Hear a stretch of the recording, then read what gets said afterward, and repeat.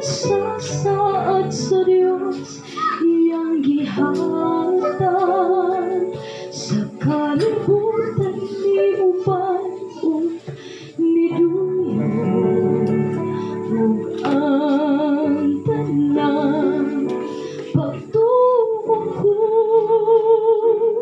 kaugalingon misalig ug may rason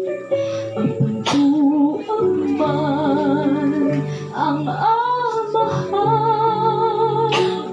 gahig ug magtinud-anay sa nawangan na o balik na igsuon ko pangalagad sa Diyos unahan ihatag ang iyong mabuhay sa atong giyan uban sa panuya ubalik na.